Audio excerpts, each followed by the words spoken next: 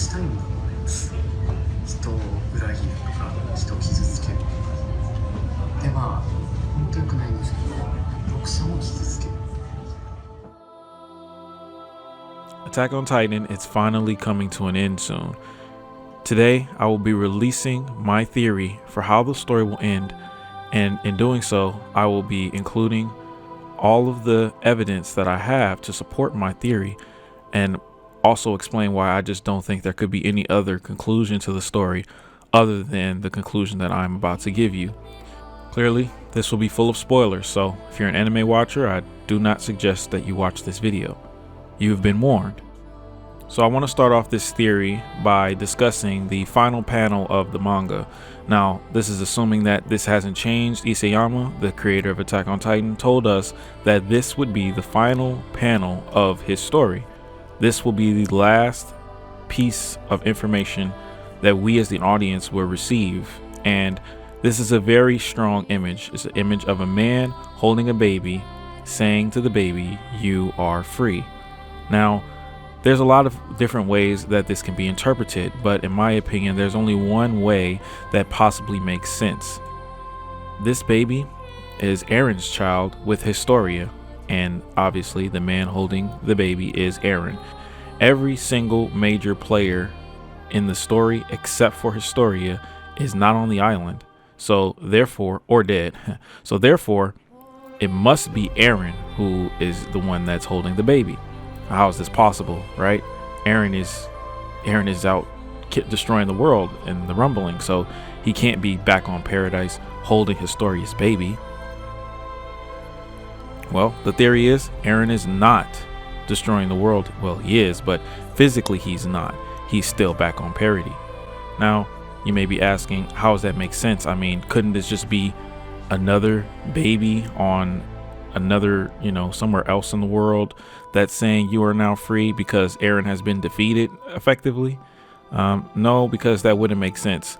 Why would Isayama decide to pick a random baby and a random person to end the story that he clearly thought of very deeply for a very long time? It just doesn't make sense. Both of these characters have to be important characters, including the baby. And as of right now, the only baby that could possibly be important to this story would be Historia's baby. And the only person that would be able to hold that baby and deliver a line like this with so much confidence and so much conviction would be Aaron. So that's the theory. The theory is that Aaron is still on Paradise. He never left, and he's going to continue the rumbling by touching this baby. And after he touches the baby, the rumbling will resume. And then he will hug the baby saying, "You are free," because now everyone who exists outside of Paradise who would come to hurt the baby is dead. So from this moment on, Eldians who live on Paradise, the remaining survivors, which will be very few, are completely free. Now let me tell you why this theory makes the most sense and why it will happen and the consequences of this theory. First thing is that Aaron made it a very, very, very, very important mission of his to retrieve the Warhammer Titan when he first attacked Marley. There's a question there. Why does Aaron really need this Titan? We already know that he used it to escape from prison when he got locked up, so that's really the only time he's ever used it. Other than that, he hasn't used the Warhammer Titan at all. And what's a special feature that the anime and manga specifically mentioned about the Warhammer Titan? It's its ability to be wirelessly connected. When Aaron transformed, no one saw his feet, no one saw his entire body. Aaron could have easily crystallized himself.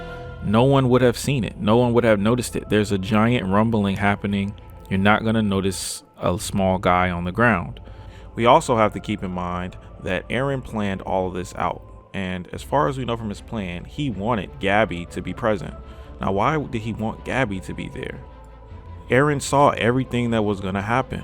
He knew Gabby would shoot him and cause a distraction and also spread his head from his body to allow him to do this. What's more is, in every single Titan transformation, the human has always reformed and reconnected and regained their body, and then in their Titan form, you can see them fully connected, fully reborn.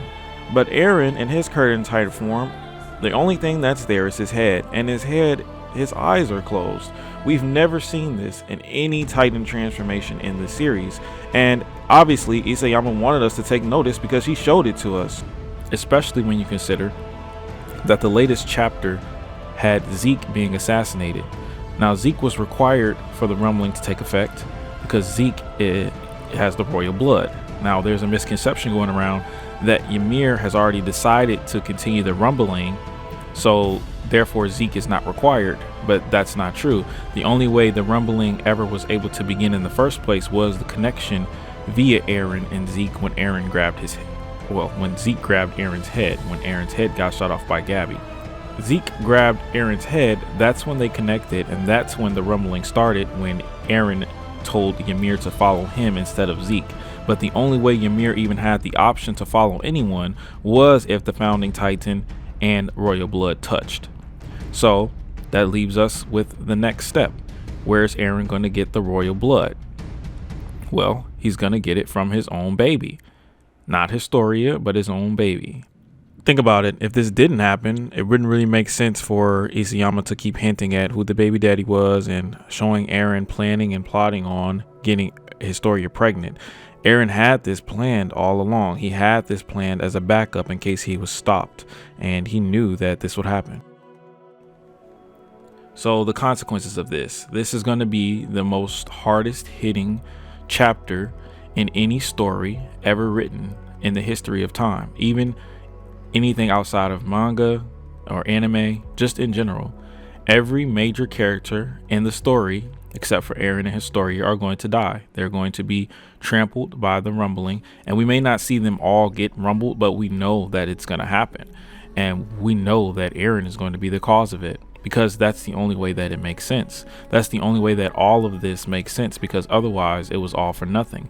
You can't tell me that Eren's plan was to get the world to unite and attack him Lelouch style from Code Geass when Eren has already killed so many people. It was unnecessary for him to kill these people if that was his plan. That was not Eren's plan. Eren's plan was to get everyone who would be a threat to him as far away as possible. That's why he gave them freedom. That's why he allowed them to fight him, and that's why he made Mikasa and Armin hate him, because he knew that they would be resistant to fight him, but he wanted them to leave. He wanted everyone to put everything on the line to fight him so they could be as far away from him as possible, and they couldn't find out about his plan, because the longer that they stayed in parity, the longer they would have eventually realized that Eren was still there. But they were so taken aback by what was happening, which is understandable. I mean, the world is about to end, right? You wouldn't be thinking that Eren is still there.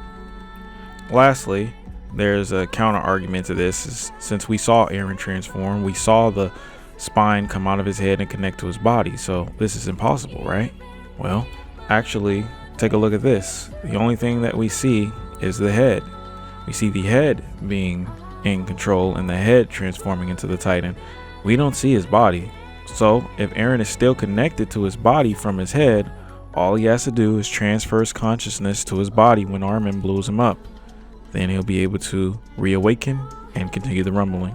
And also the final panel, once again, it's impossible for the final panel to happen with the manga if Eren is dead now, because once again, there's no other baby that's important enough to be on the final panel, and there's no other human that's important enough to be holding a baby on the final panel, in order for the story to make any sense, that is. Now, this is the only way that Isayama can be trusted as a writer. Isayama, I completely trust him. This is the only way that this story can complete for me. And obviously it's going to be a very dark and very hard story for a lot of people to swallow, but it's going to be a powerful story. It's going to be a story that shows that constantly moving forward, constantly fighting, and constantly being a person who does whatever it takes to win can lead to you destroying everyone that you love. And it will be also an open for interpretation, because we can always ask that question: was Eren correct in killing everyone?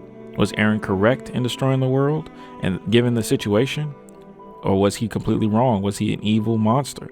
That's the way that the story is going to end. And I just can't see it going any other way. I can't. But hopefully I'm wrong, because I feel like a lot of people wouldn't be able to take an ending like this. Maybe there's something that I'm missing. But based on all the evidence and all of the information that we have, I just, as a reader, as a loyal reader of the story, I just can't see it going any other way.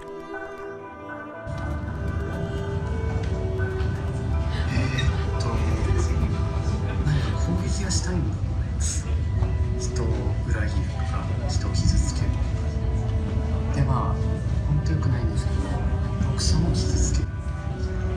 正直、実はそれがすごくしたい気がします。